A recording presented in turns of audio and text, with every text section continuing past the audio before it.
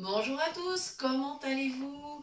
Bienvenue sur notre chaîne Cuisine pratique pour les non-voyants pour une nouvelle recette. Aujourd'hui, nous faisons de la pâtisserie. Ma meilleure amie m'a envoyé une recette qui a l'air bien gourmande et bien évidemment, je n'ai pas pu résister au plaisir de vous la partager. Alors, il s'agit d'un gâteau dahlia et rose au lait de coco et à l'orange. C'est tout un programme. Alors non, ne vous inquiétez pas, nous n'allons pas mettre de fleurs dans le gâteau. Les dahlias et les roses, c'est simplement les moules en fait. Parce que comme je vais avoir pas mal de pâtes, j'ai deux petits moules absolument ravissants. Et du coup, je vais les utiliser. Ça me donnera deux petits gâteaux qui seront super sympas. Voilà. Alors, maintenant, tout de suite, on passe à la liste des ingrédients. Nous avons besoin, bien sûr, d'une petite pincée de sel, comme toujours pour les gâteaux. Ensuite, 2 œufs, 200 ml de lait de coco, 75 g ou 75 g de beurre, 150 g de sucre, 250 g de farine et une pointe de bicarbonate plus un zeste d'orange. Alors pour la farine, pour nous évidemment c'est de la farine sans gluten. J'ai fait moitié-moitié farine pour le pain et farine de riz. Voilà, maintenant je vous explique comment mesurer parce que c'est extrêmement simple. Alors pour le beurre, bon, il n'y a pas de souci spécialement. Les œufs, c'est tout bon. Le lait de coco, ben, ma boîte fait exactement 200 ml, donc pas de souci. Jusque-là, ça se passe vraiment hyper bien. Pour le sucre, eh bien, ça sera très simple à mémoriser. Il me faut 10 cuillères à soupe rase, ce qui me donnera mes 150 g de sucre. Et pour la farine, 10 cuillères à soupe, mais alors bombée de farine, puisqu'une cuillère à soupe de farine bien bombée fait 25 g. J'aurai mes 250 g de farine. Voilà, j'ai fait fondre mon beurre, j'ai cassé mes 2 œufs, j'ai mis la pincée de sel, le lait de coco. Voilà où nous en sommes. Aujourd'hui, j'ai décidé de vous remontrer les étapes pour faire un gâteau. Voilà, histoire qu'on prenne bien le temps. Et puis pour ceux qui n'ont jamais eu l'occasion de suivre une recette sur notre chaîne, et bien justement comme ça, vous aurez les étapes. Vous ne serez pas obligé de naviguer parmi les recettes pour avoir les étapes d'un gâteau. Voilà, donc maintenant on en est au sucre. Et pour moi, donc c'est du sucre de canne. C'est celui que j'utilise toujours. J'aime beaucoup ce sucre. Il donne un petit goût de caramel. Et puis, il est plus intéressant que le sucre raffiné. Voilà. Il a un seul petit inconvénient, il a tendance à faire un peu des blocs, mais ça n'est pas grave. Avec la cuillère, on redonne quelques petits coups, et puis vraiment, il n'y a aucun souci, il redevient poudre. Voilà, il n'y a vraiment pas de problème. Voilà, donc je vais poser mon pot juste à côté du saladier. Je prends soin de mettre le manche du fouet de l'autre côté, comme ça j'ai pas de risque, je vais pas faire de catastrophe. Et maintenant je compte 1, 2, 3, 4, 5, 6, 7, 8, 9 et 10. Comme ça, le transport du sucre n'est pas périlleux. Voilà. Oh, j'en ai même pas mis sur la table. Je suis en progrès. Hein. Voilà. D'habitude, je réussis quand même toujours d'en mettre un petit peu à côté. Et là, c'est bon. Voilà. Donc, je range le sucre. Je préfère ranger au fur et à mesure mes produits. Comme ça, j'en ai pas trop sur la table. Parce que vraiment, j'aime pas avoir trop de choses sur ma table. Après, c'est trop compliqué.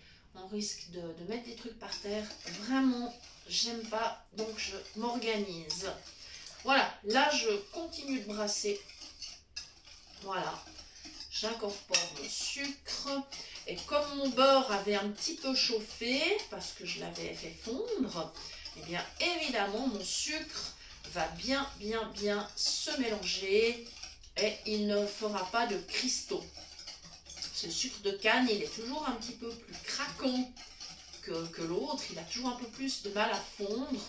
Mais là, franchement, il n'y a aucun souci. Et je vous garantis, ça sent déjà très bon la noix de coco. Donc en fait, on met que du lait de coco. Il n'y a pas de noix de coco dans le gâteau. Après, il n'y aurait pas d'inconvénient d'en mettre un petit peu. Hein, si vous aimez la noix de coco râpée, surtout ne vous gênez pas, mettez-en. Mais pas trop non plus pour pas déséquilibrer les proportions. Voilà. Comme ceci. Voilà. Ouais, ça démarre vraiment bien. Le mélange se fait super bien. Alors maintenant, l'étape suivante, je vais aller attraper une orange. Alors on a de la chance en ce moment, les oranges sont super. Elles sont toutes en jus, elles ont des zestes qui sont très parfumés. On a beaucoup de chance. Alors évidemment, je l'ai bien lavé. Et puis bien sûr, on essaie de faire attention quand on utilise les zestes, d'avoir des oranges d'origine, si possible, bio. Voilà, mais en tout cas, on les lave bien. Voilà, donc j'ai ma petite râpe, je zeste, je suis au-dessus de mon saladier, tout simplement. Et je fais tourner mon orange au fur et à mesure.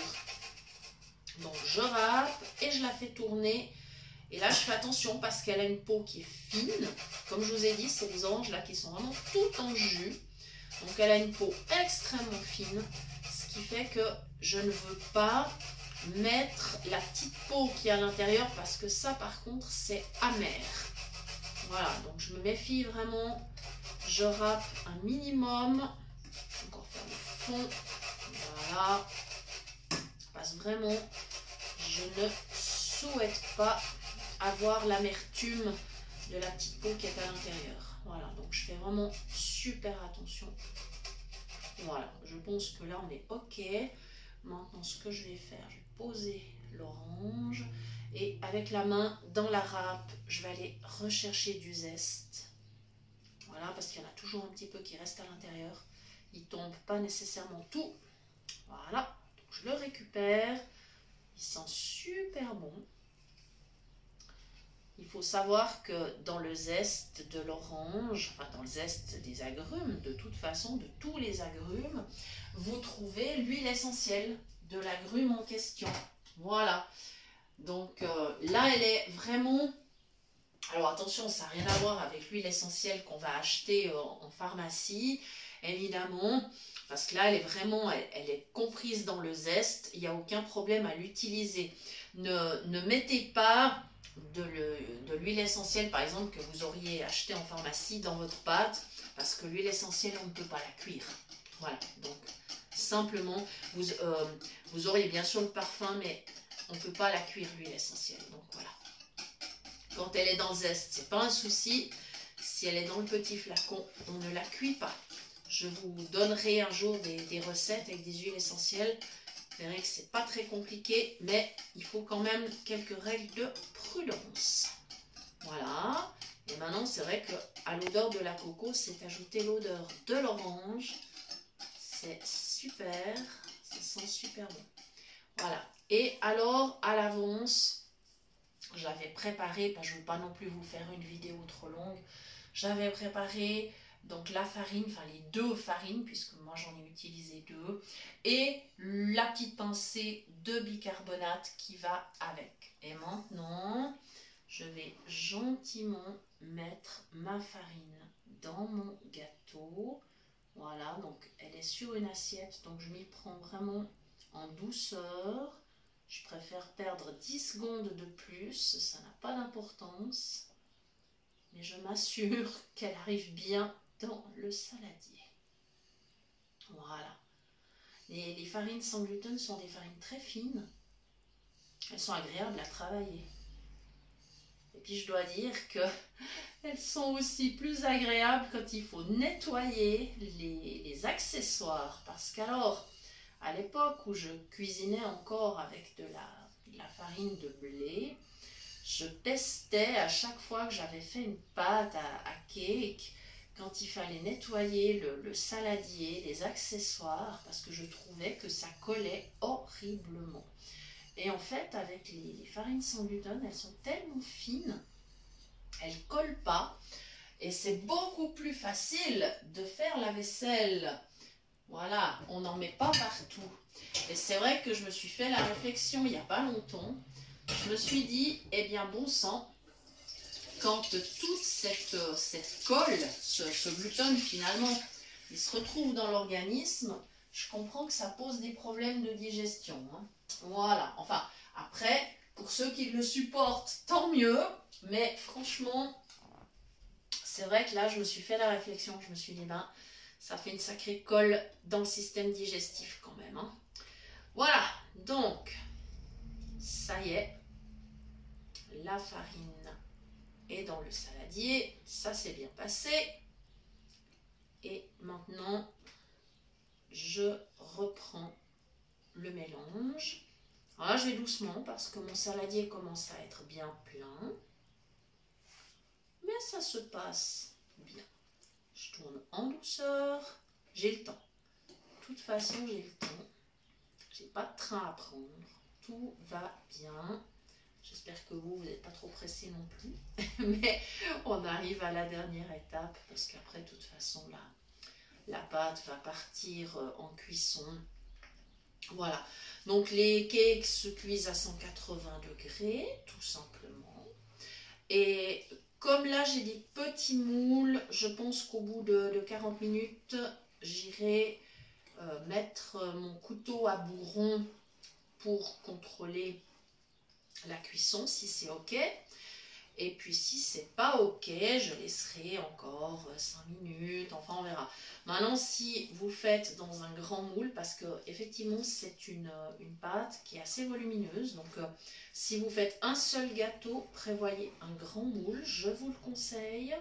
Et bien à ce moment-là, la cuisson sera plus longue. Elle sera de l'ordre de 50-55 minutes, peut-être plus. Il faudra contrôler. Encore une fois, ça dépend de votre four. Ça dépend du temps qu'il met à chauffer. Et ça dépend comment la chaleur reste constante. Ça dépend de quel moule vous utilisez. La chaleur ne se conduit pas pareil si vous utilisez un moule en fer, un moule en silicone, un moule en verre. Évidemment que tout ça, c'est des paramètres qui rentrent en ligne de compte. Et du coup, je ne peux pas être super précise sur le temps de cuisson. Il faut vraiment vérifier à chaque fois. Voilà, donc là, on va arriver au bout de notre pâte. On pourra la mettre dans les moules. Et donc, avant de terminer, je vous rappelle que vous pouvez toujours nous écrire à notre adresse cuisinepratique@mail.ch pour toute demande de recettes. Ou si vous souhaitez recevoir les liens des prochaines vidéos, n'hésitez pas à vous abonner ou à activer la petite cloche si nos recettes vous plaisent. N'hésitez pas à nous laisser un petit commentaire. Et si vous avez de belles recettes de gâteaux, alors là, surtout, lâchez-vous, envoyez-les nous si vous nous autorisez, bien sûr, à les préparer. Voilà, merci en tous les cas de nous avoir suivis et à très bientôt pour de nouvelles idées cuisine. Bye bye!